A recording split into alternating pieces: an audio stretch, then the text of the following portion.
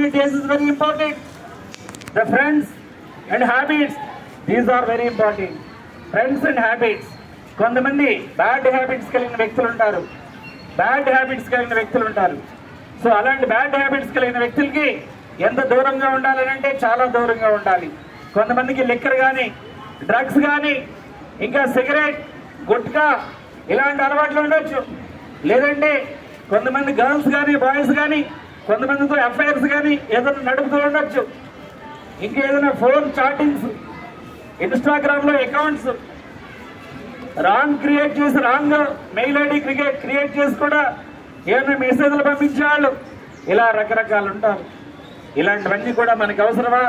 Intermediate pass అవడానికి Instagram అవసరమా? Intermediate pass అవడానికి చాటింగ్ చేయడం అవసరమా? ఎంసెట్లో ర్యాంక్ కొట్టడానికి ఫోన్ వాడటం అవసరమా?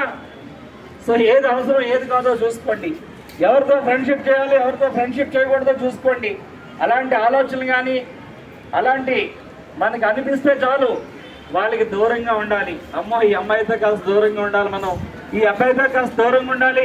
వీడికి ఏదో డ్రగ్స్ ఇలా ఏదో అంటున్నాడు, ఏంటి గంజా అంటున్నాడు, లిక్కర్ అంటున్నాడు, నేను ఎప్పుడు ఇవ్వలేదు ఈ మాట, సిగరెట్ అంటున్నాడు, ఏదో కావాలా అని చెప్పేసి లోపల నుంచి చూపెడుతున్నాడు, ఇలాంటి వాడికి దూరంగా ఉండాలని చెప్పేసి దూరంగా ఉండాలి.